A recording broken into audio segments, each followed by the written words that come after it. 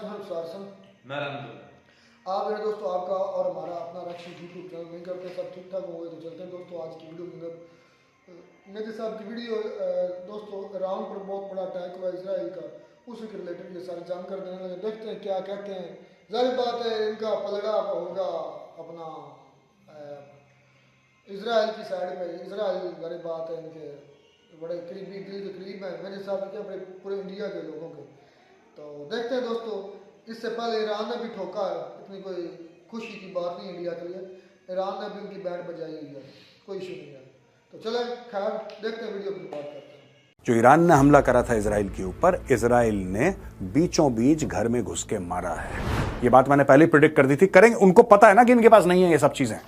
ये लोग क्यों एक वेपन प्लेटफॉर्म इस्तेमाल करते हैं किसी के खिलाफ। इस पूरे एरिया में इसने हवा कर दिया। हमने अपने जहाज लिए, हम तुम्हारे देश के अंदर घुसे और देश के अंदर घुसने के बाद घर के अंदर जाके तुम्हें ठोका है। ये इजराइल का मैसेज। जो दुनिया में जिन्होंने फसाद मचा रखा है, अब सबके सब जब कतर में आ जाएंगे और कतर उनको कंट्रोल करेगा तो उन सब से बात करने के लिए आपको कतर से बात करनी पड़ेगी ना। यानी कि कतर का डिप्लोमेटिक लेवल ऊपर। तो कतर ने यह बोला कि यार देखो ये तो मीडिया की दुनिया है यार। मीडिया जो समझा देता है, आम लोग हैं बेचारे, सिंपल लोग हैं, मासूम लोग हैं, वो समझ लेते हैं जो टेलीविजन पे देखते हैं। ये ट्वीट पे ही लड़ रहे हैं, ये मिसाइल ड्रोन भेज के लड़ रहे हैं, ये हिजबुल्लाह हमास हूथी से लड़ रहे हैं। अरे खुद कब लड़ोगे यार। जिहाद कर देंगे, ये कर देंगे, जिहाद फी सबिलिल्लाह। छोड़ो ना ये सब बकवास, लड़ो। When are you going to fight? तब पता लगेगा जो 3 लेयर्ड डिफेंस है, डिफेंस इजराइल का, वो कामयाब जबरदस्त है, पूरी दुनिया मानती है। तब पता लगेगा। Let them also figure out and shoot down some Iranian planes.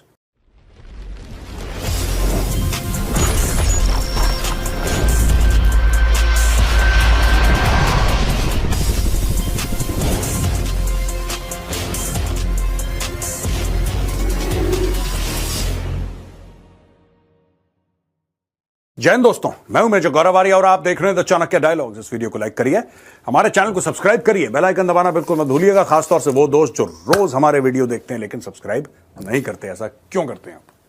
मत करिए ऐसा, सब्सक्राइब कीजिए। एनीवे दोस्तों, ये देखिए साहब, यहां पे इजराइल ने बदला ले लिया। जो ईरान ने हमला करा था इसराइल के ऊपर, इसराइल ने बीचों बीच घर में घुस के मारा है।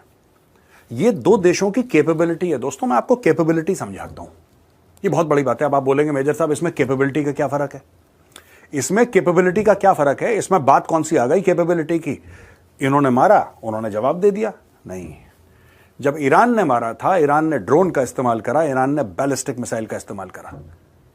जब इजराइल ने वापस जवाबी कार्रवाई करी ईरान के खिलाफ, इजराइल ने अपने जहाज इस्तेमाल करे, यानी कि Israeli fighter pilots entered Iranian air space. ये बात मैंने पहले प्रिडिक्ट कर दी थी, करेंगे। उनको पता है ना कि इनके पास नहीं है ये सब चीजें। ये लोग क्यों एक वेपन प्लेटफॉर्म इस्तेमाल करते हैं किसी के खिलाफ। तो दोस्तों चलिए हम देखते हैं कहां कहां पे कैसे कैसे अटैक हुआ है। दोस्तों अब मैं आपको बताता हूं किस प्रकार से इजराइल ने अटैक करा।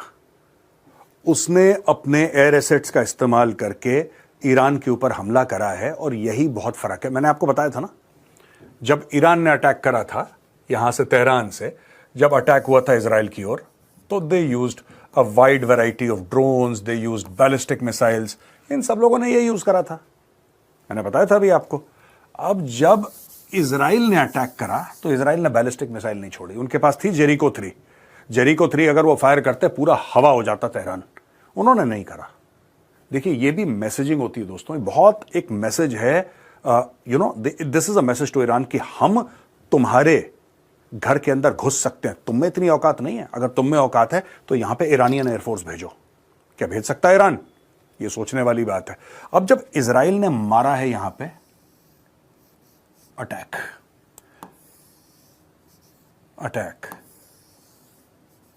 इधर इस पूरे एरिया में इसने हवा कर दिया। एक एरिया है कराज पे उन्होंने अटैक करा है। कराज तेहरान के थोड़ा सा इधर इस साइड में है दोस्तों, इधर इन्होंने अटैक करा है।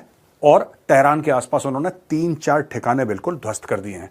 बेसिकली जो इस्तेमाल करा है दोस्तों, दैट इज F-35।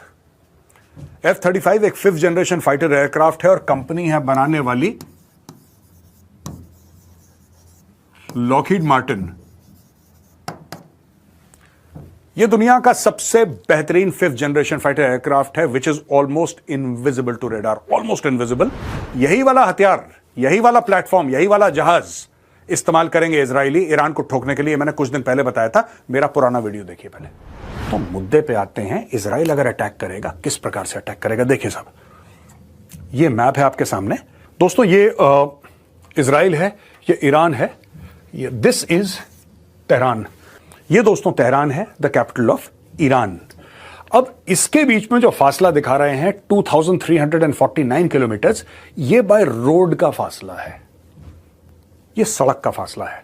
लेकिन सड़क से तो जाएगा नहीं इजराइल। इजराइल वार करेगा 3 तरीके से दोस्तों। सबसे पहला वार इजराइल जो करेगा वो करेगा फाइटर से, ये इनका ऑप्शन 1 हो सकता है। सेकंड ड्रोन, और तीसरा मिसाइल। फाइटर्स, ड्रोन्स, मिसाइल्स, ये 3 ऑप्शन है इजराइल के पास। अब दोस्तों हम ये देखेंगे कि कौन कौन सी इनकी लोकेशंस हैं जहां पे वो बम गिराएगा। आप आर्बिट्ररी, ऐसा तो नहीं कि किसी ने एक फील्ड है, एग्रीकल्चरल फील्ड है, उसके ऊपर बम गिरा दिया। अगर आप चाहेंगे हिट करना, आप किसी स्ट्रेटेजिक टारगेट को हिट करेंगे। वो स्ट्रेटेजिक टारगेट्स कौन से हैं? तो पहली चीज हथियार कौन सा होगा, और दूसरी चीज टारगेट कौन से होंगे। चलिए सबसे पहले हम हथियारों से मिलते हैं। सबसे पहला हथियार जो इजराइल इस्तेमाल कर सकता है इस जंग में, इस लड़ाई में, that is the F-35 lightning. यह हथियार दोस्तों, ये जो प्लेटफॉर्म है, निहायती खतरनाक है और दुनिया का सबसे बेहतरीन 5th जनरेशन फाइटर जेट है।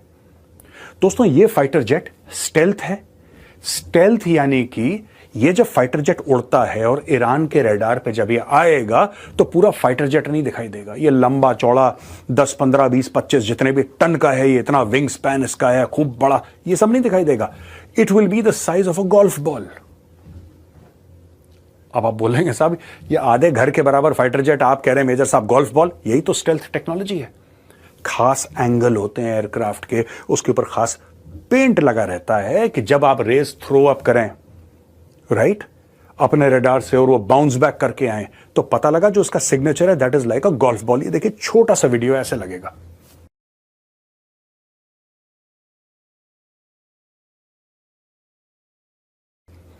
आपने देखा दोस्तों रडार में प्लेन आया, छोटा सा व्हाइट सा डॉट आपको कहीं कोने में दिख रहा है, क्या है यार? ये चिड़िया है, कबूतर है। Nobody knows this is an F-35 jet. ये F-35 जेट फ्लाई करेगा। अच्छा, F-35 जेट जो है it can fly almost 2000 kilometre per hour, थोड़ा सा कम, राइट। और इसका जो टर्न अराउंड है, that complete turn around of the jet, यानी कि कितने डिस्टेंस पे ये मार सकता है इसके पहले कि इसका फ्यूल खत्म हो जाए, दैट इज रफली 1900 किलोमीटर्स। दोस्तों ये वीडियो ये देख रहे हैं आप, एयरक्राफ्ट आया आया आया और ये छोटी सी बॉल बल के आगे निकल गया। मैं फिर से वीडियो आपको दिखा रहा हूं। यहां से आया है प्लेन, ये जेट आया F-35, रेडार की जद में आया और धीरे से समथिंग लाइक दिस, इतना बड़ा जेट, गोल्फ बॉल जितना। ईरानियों को पता नहीं लगेगा कि सर पे मौत नाच रही है। दोस्तों देखा दोस्तों आपने, इन्होंने यही प्लेटफॉर्म इस्तेमाल करा जो मैं कह रहा था। और ये क्या मैसेजिंग है ईरान को? जैसा मैंने बताया कि भाई अगर तुम हमारे ऊपर हमला कर रहे हो, तुम मिसाइल, यानी कि तुम अपने घर में सुरक्षित हो। मिसाइल का क्या मतलब है? तुम अपने घर में सुरक्षित बैठे हो, अपने घर में सुरक्षित बैठे बैठे तुमने एक बटन दबाया, एक मिसाइल गई और हमारे घरों पे तुमने हमला कर दिया। लेकिन जब हमने हमला करा ना तुम्हारे ऊपर, तो हमने बटन नहीं दबाया, हमने अपने जहाज लिए, हम तुम्हारे देश के अंदर घुसे और देश के अंदर घुसने के बाद घर के अंदर जाके तुम्हें ठोका है। ये इजराइल का मैसेज है। अब ईरान ये कह रहा है कि हम भी इसका प्रोपोर्शनल रिस्पॉन्स करेंगे, ये करेंगे, वो करेंगे, दुनिया भर की चीजें ईरान कह रहा है। दोस्तों चलते हैं नेक्स्ट स्लाइड में। अब दोस्तों स्लाइड में मैं आपको यह बता रहा हूं कि कल chief of Mossad David Barnea ये जाते हैं कतर और कतरी प्राइम मिनिस्टर शेख मोहम्मद बिन अब्दुल रहमान अल थानी से मिलते हैं और वहां पे मीटिंग में होते हैं CIA chief bill Burns, right. इन्होंने बोला कि एक बार हम ट्रूस की बात कर लेते हैं, एक बार जंग रोकने की बात कर लेते हैं। अब डेविड बार्निया को क्या मैसेजिंग मिली कतर से? कतर सारी बदमाशियों में शामिल है। तालिबान का हेडक्वार्टर वहां पे है, हमास का हेडक्वार्टर मतलब कि ये सारे के सारे वहीं पे आके बसते हैं। और कतर, क्योंकि कतर के पास बहुत पैसा है तेल का, कतर सबको प्रोटेक्ट करता है। कतर कहता कोई बात नहीं, तू भी अपना दफ्तर खोल ले भाई, क्योंकि कतर को पता है कि जब ये जो हैं ट्रबल क्रिएटर्स, जो दुनिया में जिन्होंने फसाद मचा रखा है, अब सबके सब जब कतर में आ जाएंगे और कतर उनको कंट्रोल करेगा, तो उन सब से बात करने के लिए आपको कतर से बात करनी पड़ेगी ना। यानी कि कतर का डिप्लोमेटिक लेवल ऊपर, क्योंकि वैसे कतर में तेल के अलावा कुछ नहीं है। अगर आप देखें, कतर जो है बहुत छोटा सा देश है, लेकिन तेल से लबालब भरा हुआ है। तो तेल से क्या होता है? पैसा आ जाता है, पैसा आ जाता है। लेकिन अगर आप स्ट्रेटेजिक इंपॉर्टेंस चाहते हैं तो आपको दो काम करने पड़ेंगे। एक आपको मीडिया मैनेजमेंट करना पड़ेगा और एक आपको अपने टेंटिकल्स बढ़ाने पड़ेंगे। तो भाई टेंटिकल्स बढ़ाने के लिए उसने ये बोला कि तालिबान भी यहां पे आ जाए, हमास भी यहां पे आ जाए, हिजबुल्लाह भी यहां पे आ जाए, और कोई है जिसको पनाह चाहिए, जिसको शरण चाहिए, तुम सब आ जाओ यहां पे। अब तुमसे जिसको प्रॉब्लम होगी हमसे बात करनी पड़ेगी। अब जब हमसे बात करनी पड़ेगी तो हम राजा बन जाएंगे। एक तो ये चीज। दूसरी चीज कतर ने बड़ी स्मार्ट करी, मीडिया मैनेजमेंट। तो कतर ने ये बोला कि यार देखो, ये तो मीडिया की दुनिया है यार। मीडिया जो समझा देता है, आम लोग हैं बेचारे, सिंपल लोग हैं, मासूम लोग हैं, वो समझ लेते हैं जो टेलीविजन पे देखते हैं। तो बहुत जरूरी है, एक तो हम ये सब करेंगे, तालिबान, हमास, हिजबुल्लाह सबको आके बड़े बड़े लैविश घर दिए, स्विमिंग पूल वाले, टेनिस कोर्ट वाले, कि अय्याशी की जिंदगी, लेकिन जो भी बात करेगा हमारे थ्रू। तो एक तो आप ब्रोकर बन गए, बिचौलिए बन गए, और दूसरा मीडिया के लिए इन्होंने शुरू करा है अल जजीरा। तो ये दो काम हैं जो कतर ने बहुत बढ़िया करे, अपने हिसाब से, दुनिया के हिसाब से नहीं। दुनिया के हिसाब से तो कलेश करा, अपने हिसाब से बड़े बढ़िया काम करे कि साहब इन सबको पनाह दे दी और बोला कि अल जजीरा खोल दो। अब ये जो भी काम करता है, अल जजीरा उसकी मार्केटिंग करता है। ये कतर की डिप्लोमेसी है दोस्तों। यहां पे Israeli army chief commanded the strike, chief of general staff lieutenant general Herzi Halevi, इसने ही commanded the strike on Iran from the Israeli air force underground command centre and camp Rabin with the commanding officer of the Israeli Air Force, Major General Tomar Bar। ये देखिए साहब, दोस्तों मेरा ये मानना है कि मोसाद का जो चीफ है डेविड बार्निया, जब ये गया वहां पे कतर के पीएम से मिला और ये सीआईए के चीफ बिल बर्न से मिला। किस लिए मिला? कि चलो शांति हो जाए, लड़ाई खत्म हो जाए। जब उसको ये पता लगा कि उसकी दाल नहीं गल रही है और कतर वाले कोऑपरेट नहीं कर रहे उसके साथ, क्योंकि बिचौलिया कतर है। उस मीटिंग में हमास थोड़ा ना बैठा था, उस मीटिंग में हिजबुल्लाह थोड़ा ना बैठा था, उस मीटिंग में ईरान थोड़ा ना बैठा था, उसमें तो कतर बैठा था। और कतर को पहुंचाना था मैसेज। जब इसको यह पता लगा कि भाई यहां पे दाल नहीं गलने वाली, इसने फोन करा इसको और उसने बोला कि पाजी ठोक दो। इसने बोला ठीक है। इस बंदे ने राइट इसको फोन करा, चलें? उसने बोला चलो। गए अंडरग्राउंड बंकर में, फोन उठाया, बोला गो। इजरायली जहाज उड़े और ठोक दिया। इजरायली ऑफिशियल्स ने बोला कि हम इनके न्यूक्लियर या ऑयल फैसिलिटीज को टारगेट नहीं कर रहे। ठीक है, क्योंकि इजराइल भी नहीं चाहता कि फालतू में एस्केलेट हो जाए। लेकिन मैं आपको बात बताऊं एक दोस्तों, आपको एस्केलेट करना पड़ेगा, क्योंकि ईरान बाज नहीं आने वाला। या तो अब रेजिम चेंज करके जितने भी मौलवी मौलाना पागल के बच्चे ऊपर बैठे हैं सबको निकालो, और जो अच्छे लोग हैं ईरान के, और मैं उनका बहुत बड़ा एडमायरर हूं ईरानी, इट्स एन ओल्ड सिविलाइजेशन यार, बहुत पुराना सिविलाइजेशन है। ईरान आज का मुल्क थोड़ा है, thousands upon thousands of years old Iranian Persian civilization है, it's very old. So I respect the people of Iran, I love the people of Iran, but लेकिन जो उनका जो सुप्रीम लीडर है ना आयतुल्ला, और उसके साथ जो मौलवी मौलाना है, they are complete lunatics यार, so they need to be changed. Anyway, so ये इन्होंने करा है। यहां पे यूएस इजरायली ऑफिशियल से 3 waves of strike on Iran took place। 3 wave यानी कि 3 बार जहाज गए और 3 बार उन्होंने स्ट्राइक करा है। और जो ड्रोन बेसिस हैं, कहां पे स्ट्राइक करा? Missile and drone basis and production sites, यानी कि वहां पे उन्होंने स्पेसिफिकली अटैक करा है दोस्तों, जहां पे जो इजराइल के ऊपर अटैक हुआ था कुछ दिन पहले ईरान ने करा था, वो मिसाइल कहां पे बनी थी, वो ड्रोन्स कहां पे बने थे, इन्होंने आइडेंटिफाई, अच्छा तुमने यहां पे बनाए थे ना, हम उसी को ठोकते हैं। उन्होंने पूरा एरिया बर्बाद कर दिया। यह खबर मिली है मीडिया से, एंड 9 AM 26 अक्टूबर को ट्वीट द्वारा इन्होंने बताया है, आईडीएफ स्पोक्सपर्सन, कि भाई हमने जो हमला था ईरान के ऊपर, हमने अपनी तरफ से इसको कंक्लूड कर दिया है। अब दोस्तों ईरान ने बोला है कि Israel will face proportional reaction, जो उसने करा है हम भी करेंगे। 4 weeks after Iran attacked Israel with a barrage of ballistic missiles to avenge the, वो मैंने बोला ना, इन्होंने बैलिस्टिक मिसाइल फायर करी है, ये मैं आपको पहले बता चुका हूं, बैलिस्टिक मिसाइल फायर करी हैं। अब बात यह है कि Iran is prepared to respond to any Israeli aggression. अब ये कह रहा है तस्नीम, यही मैंने आपको बताया, प्रोपोर्शनल रिएक्शन, यही proportional reaction, face proportional reaction, यानी कि जितना तुमने करा है उतने ही प्रोपोर्शन में हम भी तुम्हारे ऊपर करेंगे। मजा तब आएगा, देखिए ऐसे मजा नहीं आने वाला दोस्तों, ऐसे मजा नहीं आने वाला। मजा तब आएगा जिसको कहते हैं ना कि यार अगर you have to pass a message, ये कोई मैसेज थोड़ना है, ये कोई मैसेज थोड़ना है दोस्तों। मैं ये समझूंगा ईरान ने जवाबी कार्रवाई करी है जब ईरान अपने एयरफोर्स के पायलट्स भेजेगी इजराइल के ऊपर अटैक करने के लिए, जब फिजिकली, अभी तक तो यार कोई ईरान का बंदा इजराइल के अंदर गया ही नहीं है। ये ट्वीट पे ही लड़ रहे हैं, ये मिसाइल ड्रोन भेज के लड़ रहे हैं, ये हिजबुल्ला हमास हूथी से लड़ रहे हैं। अरे खुद कब लड़ोगे यार? जिहाद कर देंगे, ये कर देंगे, जिहाद फी सबिल, छोड़ो ना ये सब बकवास, लड़ो। When are you going to fight? छोड़ो ये मिसाइल मुसाइल, खुद जाके लड़ो। इजराइल ने अपने पायलट्स भेजे, ठोका तुम्हें, अब तुम अपने पायलट्स भेजो। Then we will come to know about Arrow 3, then we will come to know about David Sling, iron dome. तब पता लगेगा जो 3 लेयर डिफेंस है, एयर डिफेंस इजराइल का, वो कामयाब जबरदस्त है, पूरी दुनिया मानती है, तब पता लगेगा। Let them also figure out and shoot down some Iranian planes, पता लगेगा। ठीक है जी। स्ट्रॉन्ग एक्सप्लोजन अराउंड तेहरान,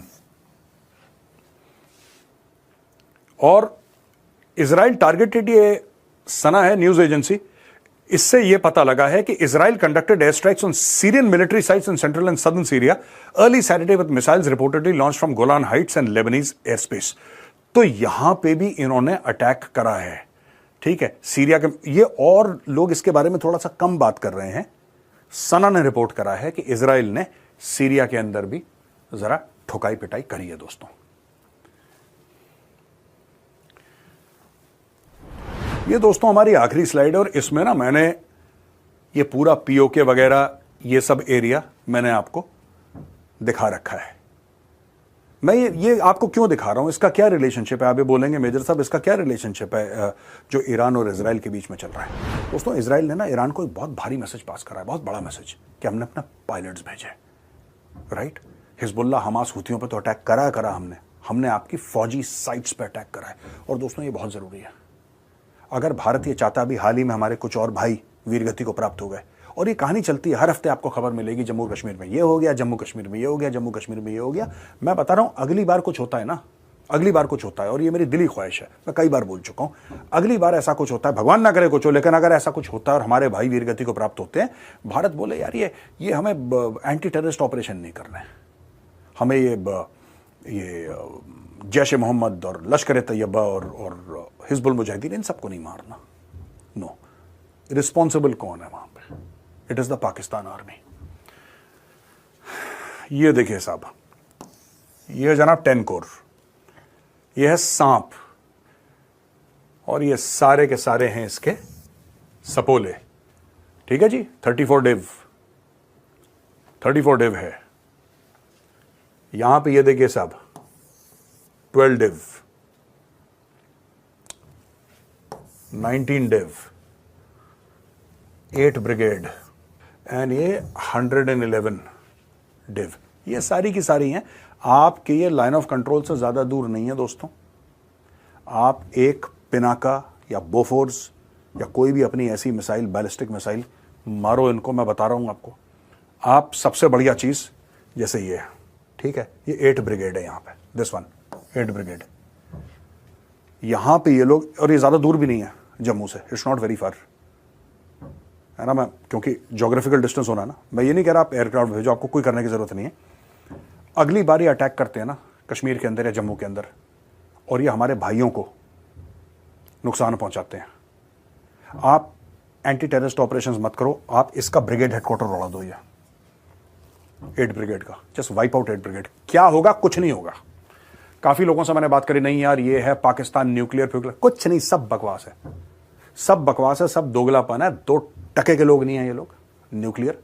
एक बात बताओ, 1998 में इंडिया ने न्यूक्लियर टेस्टिंग करी थी पोखरण में, आपको पता है, पाकिस्तान ने भी करी, दोनों न्यूक्लियर वेपन स्टेट थे कि नहीं थे? इंडिया तो 1974 से था, बुद्धा स्माइल्स आपको पता ही होगा, पाकिस्तान बन गया 1998 में। 1999 में पाकिस्तान ने कारगिल करा, राइट। क्या पाकिस्तान ने सोचा भारत की भूमि में कदम रखने से पहले कि भारत के पास न्यूक्लियर है, क्या हो जाएगा? सोचा? तो हम क्यों सोच रहे हैं यार, हम क्यों सोच रहे हैं? साफ कर दो 8 ब्रिगेड को, यहां से गुड नाइट बोल दो इनको। जिस दिन खाकी बंदों को चोट पहुंचेगी, जो खाकी वर्दी पहनते हैं, सब कुछ मामला ठीक हो जाएगा दोस्तों। यही इसका इलाज है, जो इजराइल ने करा वही आपको पाकिस्तान के खिलाफ करना पड़ेगा। आज का वीडियो यहीं पे खत्म होता है। अगर पसंद आए तो उस वीडियो को लाइक करिए दोस्तों, हमारे चैनल को सब्सक्राइब करिए, बेल आइकन दबाना बिल्कुल मत भूलिएगा। जय हिंद, वंदे मातरम, भारत माता की जय। तो ये दोस्तों वीडियो तो ख़त्म हुई। मेरे हिसाब से बड़ी बड़ी छोड़ रहे थे, ये कर दिया इसराइल ने, वो कर दिया। भाई इसराइल ने मेरे हिसाब के मुताबिक पूरा ईरान ख़त्म कर दिया। मेरे हिसाब से इस तरह क्या रहता ना, वो मार दिया, ये मार दिया, ऐसा कर दिया, वैसा। तो क्यों इस तरह करते हैं? क्यों? आपका वो क्या लगता है इसराइल? उनसे लेकर खाते हो? क्यों एक झूठ को इतना, पलंदे को इतना बड़ा बढ़ा चढ़ा कर क्यों बयान करते हैं? मुझे आज तक नहीं समझ आया। और शर्म आनी चाहिए, यकीन कर जाए। ईरान से भी ट्रेड है इंडिया की, ईरान से भी एक किस्म का समझ लेकर उनसे मफाद हासिल करते हैं, इजराइल से भी मफाद हासिल करते हैं। ईरान से सिर्फ इस वजह से नफरत है, उनकी इतनी ज़्यादा बात नहीं करते क्योंकि वो मुस्लिम कंट्री है, और इसराइली जो है वो एक यहूदी हैं, क्योंकि मुस्लिम से नफरत है इनको, इसलिए मुझे तो नफरत दिखती है। लोगों को प्रशांत कुछ न्यूट्रल रहता है, प्रशांत सर जो है वो न्यूट्रल रहते हैं क्योंकि वो करंट अफेयर पर बात करते हैं, और लोग टोटली नफरत दिखाते हैं मुसलमानों के अगेंस्ट, या पाकिस्तान के इजराइल और फ़लस्तीन के मामले में टोटली मुसलमानों से नफरत दिखाते हैं, वन साइडेड बात करते हैं। फिर जब मैं सवाल करता हूँ कोई जवाब नहीं आता। इतनी हिम्मत नहीं किसी के अंदर इतना सवाल के जवाब कि यार जिसने भून डाला था गैस चैम्बर्स में 60 लाख यहूदियों को भून डाला था, उस पर कोई बात नहीं करता। उस पर नहीं कहते यार ए इजराइल, हम हमारे दोस्त, हमारे प्यारे, हमारे मक्खन, हमारे मलाई, हम तुम्हारे साथ हैं, चलो चढ़ाई करें जर्मनी पर, क्योंकि जर्मन ने हमारी और आपकी जो नस्लें बर्बाद की हैं यहूदियों की, चलो उन पर चढ़ाई करते हैं। कोई उस वक्त सब की बोलती बंद, ओहो ये कौन सा रुखसार सवाल कर रहा है। वहाँ से तो हमें छितर पड़ेगी, इसराइल को भी और इंडिया को भी, जर्मनी से अगर चढ़ाई की तो, क्योंकि सारे वो इकट्ठे हो जाएंगे। ये सब ड्रामेबाजी जो लोग अपना मैच जगह वो कर दिया। ये इसराइल ने अजय, मैं आज भी चैलेंज करता हूँ, ये जो बढ़ा चढ़ा के बातें कर रहा है ना मेजर और आलोक दोनों, मैं आज भी चैलेंज करता हूँ इसराइल के पीछे से हट जाए अमेरिका, यूरोप पूरा हट जाए, face to face, one on one Israel और ईरान की लड़ाई करवा देते हैं। मैं आपको चैलेंज करता हूँ, इतने छितर इसराइल को पढ़ेंगे कि आपकी सोच है। जिस तरह मेजर ने बकवास की है ना, टोटल सारी जो है ना, मुझे तो ऐसे लगता है, मुझे मतलब अब जो है ना कि जो ये इजरायली है ना, ये मेजर के बाप हैं, क्योंकि आप लिमिट अपने बाप के खिलाफ आप काउंटर बातें करें, नहीं सुन सकता। आप काउंटर करें। मैं बताता हूँ, उसने कहा कि मैं बड़ा लव करता हूँ जो है ना ईरान के साथ, क्योंकि पुरानी सिविलाइजेशन है, पर्शियन सिविलाइजेशन है, लेकिन ये बुढ़ा जो ऊपर बैठा हुआ है, ये जो मौलाना बैठा हुआ है, जो पागल बैठे हुए हैं, तो इसलिए कि ऐसे ही लगता है कि उसको जाल को जब कोई बंदा हिट करता है ना डायरेक्टर, तो उस वक्त ऐसी बातें दिल से निकलती हैं। तो इस वजह से मैंने कहा है कि मतलब कि उनके, क्योंकि इसराइल के खिलाफ है ईरान, तो वो जो सारा लीड कर रहा है, वो सुप्रीम लीडर ही है ना ईरान का, आयतुल्लाह खामेनी, वो ही कर रहा है। तो इस वजह से मैं कह रहा हूँ कि ऐसा बाप को जब बंदा गाली निकालता है ना किसी को, तो वो ऐसे बातें करता है। अगर नहीं है तो फिर क्यों है, फिर न्यूट्रल हो दोनों के लिए सही बातें करो। दोनों इंडिया के लिए तो दोनों कंट्री जो है फायदेमंद की हैं, इसराइल भी और दूसरा बताया तो है कि इसराइल जो है ना वो यहूदी है, इसलिए ज़्यादा पसंद है, और ईरान जो वो मुस्लिम है, इसलिए मुसलमानों से कोई खास किस्म की इनको नफरत है। मैंने इसलिए कहा है ना, तो मेरी बात मुझे लगता है मेरी तकरीबन लेकिन ये नहीं पता कि इनके अपने मुल्क के अंदर वही मुसलमान मौजूद हैं, और 22 करोड़ मुस्लिम मौजूद, उनको पहले निकालो ना यार, फिर इसराइल पर बात करना। अगर फिर इसराइल पर बात करनी है, हिटलर पर बात करो, 60 लाख यहूदियों पर बात करो, उनका बदला लेने की बात करो। अच्छा, अब जो उसने हमला किया है इसराइल ने, तो इसका जवाब तो ईरान भी देगा, और ये वॉर स्टार्ट हो जाएगी, तो ये सभी कंट्री के लिए, पूरी वर्ल्ड के लिए कह लें कि खतरा है कि उनकी पूरी मार्केट इससे जो है ना वो डैमेज हो जाएगी। सभी कंट्री को कह लें कि इससे नुकसान है, अकेला एक ईरान को नहीं है। ईरान के बैक पे है दूसरा रशिया। है। तो ये वॉर जो है ना बहुत बड़ी होने वाली है, तो इससे सभी पूरी दुनिया को दुनिया दो धड़ों में बांट गई है, सिर्फ दो कंट्री रह गए हैं, एक पाकिस्तान और एक India.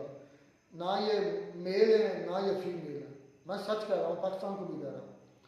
North Korea, Russia, China, Iran, इसमें अफ्रीका भी शामिल हो जाएगा, मतलब वाजे बलाग मान गए लोग।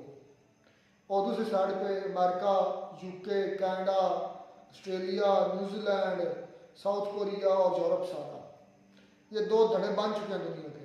रह गए ये दो कंट्री रह गए, पाकिस्तान और इंडिया।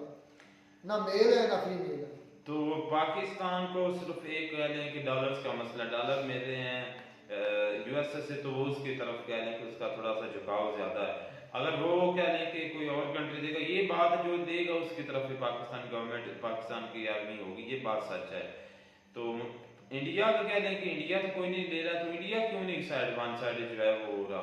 उनकी तो शुरू से पुलिस ही ऐसी है ना, उन्होंने वर्ल्ड वार वन में भी मेरे ख्याल में जो तरीके खिलाफ चली थी उसकी सपोर्ट की थी, जो थे ना अपना महात्मा गांधी, उन्होंने सपोर्ट की थी।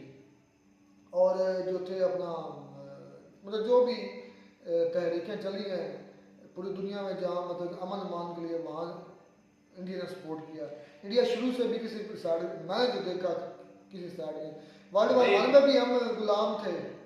हाँ, 19 जो बंदा था ना वो महात्मा गांधी, वो तो एक अच्छा इंसान था। दोनों जो वर्ल्ड वार हुई है उन दोनों में हम मतलब गुलाम ही थे। इंडिया मतलब गुलाम था जो यूके का, तो जारी बात है यूके की साइड। और ये जो आज़ादी ली है ना, ये सिख और मुसलमानों ने ली है, हिंदुओं ने नहीं को ली। जो हिंदुस्तान बड़ा फख्र करते हैं हिंदुओं ने ये किया, हिंदुओं ने वो किया, ये मुसलमानों और सिखों ने ली है। सिखों सब ने मिलकर लिया। सिख तुम गलत बात कर रहे हो, जो मेजॉरिटी सबसे ज्यादा हिंदुस्तान में तो वही बात है हिंदू। हाँ, इसी बात को आज मद्देनजर रखते हुए ये देखो कि जो हिंदू है ना, वो कहते हैं कि हमें मुसलमानों से खतरा है। गिनती के 25 से 30 करोड़ मुसलमान है, हिंदू पूरे 100 करोड़ हैं। तो ये कुछ भी नहीं है, ये भीगी बिल्ली बन जाए, सिर्फ बातें इस तरह करने वाले हैं। और नहीं, तुम ऐसे पॉइंट कर रहे हो, तमाम ने मिलकर ली थी आज़ादी, इसमें मुस्लिम भी शामिल थे। मुसलमानों ने अपनी लड़ा जंग आज़ादी लड़ी है, सिखों ने, सब ने पहले गुलामी करते रहे हिंदू मुसलमानों की, फिर करते रहे अंग्रेजों की, और फिर आखिर में आके जो है वो पाकिस्तान मुसलमान लैदा हो गए। और आज भी सिखों ने की है, सिख जो है आज भी कह लेंगे जंगजू कौम है। तुम गलत बोल रहे हो, सब ने मिलकर आज़ादी हासिल की तमाम। तो यार शामिल तो ये होंगे, ऐसी बात नहीं, शामिल तो होंगे, लेकिन वो वाली कह लें कि जज्बा, वो पावर, वो इनमें हिंदुओं में नहीं है जो दूसरे लोगों में। सब ने मिलकर ली है। जो थे अपना बड़े महाराजा राजा जो थे वो कौन थे? वो ऐसे कहानियां फिट की हुई हैं बड़े तो बड़े। एक मिनट, ठीक है, बात ठीक है, कहाँ से वो गजनी आते थे, या कहाँ से किर्गिस्तान से, या ये मुगल से कहाँ से उठे थे? तो ये जो इतने बड़े राजा महाराजों के तरीरे बांधते हैं, झूठों के पुल बांध देते हैं कि हमारे हिंदुओं में ये थे वो थे। नो डाउट, एक मिनट, नो डाउट हमारे, मैं बात कह रहा हूँ कि मेरे हमारे भी उस वक्त थे, क्योंकि हमारे बावजूद तो उस वक्त मुस्लिम नहीं थे ना, तो हमारे भी उस वक्त के वो थे। तो मैं ये बात करूँ कि उनको काउंटर किया, उनको मैदान में क्यों नहीं उतरे, उनको क्यों नहीं शिकस्त दी? वो कहाँ से आकर 1000 साल तक उन्होंने हुकूमत की है। जब मोहम्मद बिन कासिम ने हमले किए थे 17 या महमूद गजनवी किए थे, उनको कौन पसपा करता रहा 16-17 मरतबा? हिंदू राजा ही थे जो पसपा करते रहे, हराते रहे उनको। छोटे अकल वाले मोटा सा मंदिर को अच्छा, वो सिर्फ मंदिर तक आते, और जब वो आते थे राजा महाराजा उनको डिफेंड करते थे, उनको चित्तर मारते थे, तब भी वापस जाते थे। कितनी मरतबा पड़ा है, कितनी मरतबा मोहम्मद बिन कासिम ने हमले किए?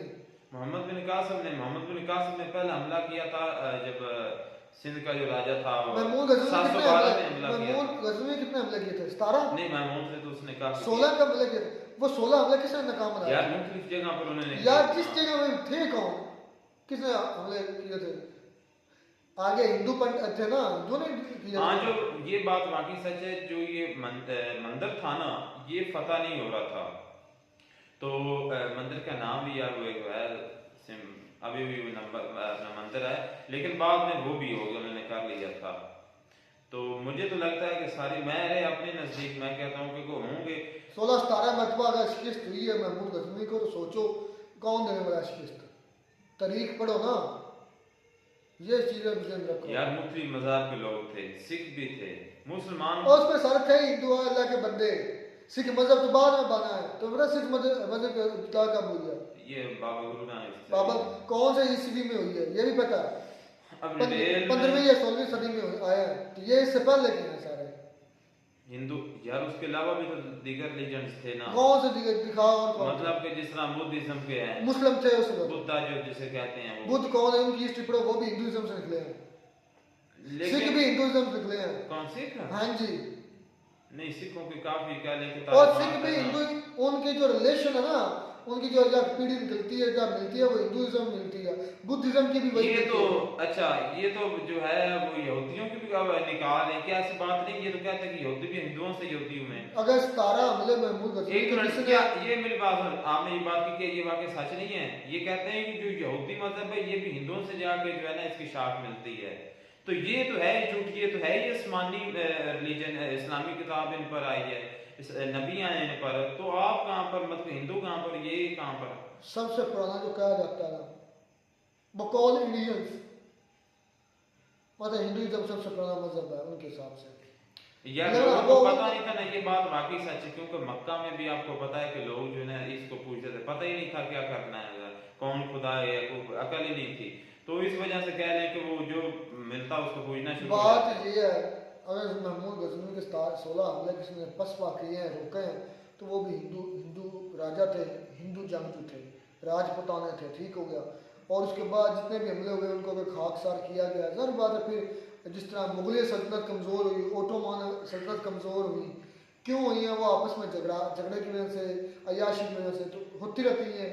एक भी आया दूसरा गया, तो हिंदुओं के अंदर भी बहुत बड़े जंगजू हुए हैं, ऐसी बात है। और हिंदुओं, मुसलमानों, सिखों सब ने मिलकर ये आज़ादी हासिल की है। तो बात हमारी कहाँ से कहाँ चली गई। खैर, लेकिन इतना ज़रूर है, ईरान पर अगर हमला हुआ, तो अगर ईरान इसको रिटेलिएट अब दोबारा फिर करता है, तो फिर जो सूरत हाल थी। और मुझे एक और बड़ी अच्छी चीज़ इसमें मज़ेदार नजर आई है, मैं तो एनालिसिस करता था, तो ये ना नूरा कुश्ती है इनकी। नूरा कुश्ती जो बस ऐसे कर रहे। अब देखो, ये जो प्लान लीक हुआ था इजराइल का अटैक का 15-16 को इन्होंने करना था, ये मेरा दिल से ये काम करता है, मेरा दिमाग ये काम करता है कि ये इन्होंने जानबूझ कर लीक किया था, ताकि जो ईरान है वो प्रिपेयर्ड हो जाए फुली। फिर रात, मतलब कल, मतलब जब सुप्रीम लीडर ने जुमे के दिन खिताब किया था, और खिताब पर कहा था कि हमारी आर्मी पूरी तैयार हो जाए, तो सुप्रीम लीडर को कैसे पता था कि जंग के लिए तैयार हो जाए? क्योंकि उनको पता था कि अब कल इजराइल का अटैक होने वाला है। आप चीज़ें एनालिसिस करो, ग्राउंड रियलिटी चेक करो, टाइम लाइन चेक करो। ये लीक होना, डॉक्यूमेंट्स लीक होना, जानबूझकर लीक करना, मुझे लगता है कि जानबूझकर लीक किए गए हैं, ताकि ये एक किस्म की टसल चल रही है। ये वार नहीं, मैं इसे कहता, ये वार नहीं, ये तो एक दूसरे को ना वैसे जिस तरह दुनिया की आंखों में मट्टी झोंकने वाली बात है, मुझे ऐसा लगता है। हो सकता है इसके बरक्स हो, तो मुझे लगता है ईरान और इजराइल ऐसे खेल रहे हैं जिस तरह ना, मतलब कि लुका मिट्टी जिसे बोलते हैं, छोटे होते खेलते हुए, ये लोगों की आंखों में ना धूल झोंक रहे हैं, और कुछ नहीं है मुझे नजर जो आ रहा है। ना कोई वार है ये, और ना इस तरह वारें लड़ी जाती है। वार इस तरह नहीं लड़ी जाती जिस तरह इजराइल और ईरान लड़ रहे हैं, इस तरह नहीं होती। फुल स्केल वार या तो कर रहे नहीं कर रहे, ना ईरान कर रहा है ना इजराइल कर रहा है, ये धूल झोंक रहे हैं, जो मेरा एनालिसिस काम करता है। लीक होना डॉक्यूमेंट्स, फिर आयतुल्ला खमीनी का जुमे वाले दिन ऐलान करना वी शुड प्रिपेयर्ड। उनको क्या पता कि सुबह हमला होने वाला, उन्होंने क्या दिया था, रात को हमला हो गया। ये चीज़ें चेक करो, मेरा एनालिसिस हो सकता गलत हो। खैर, मिलते नई वीडियो में, नए साथ। God bless you.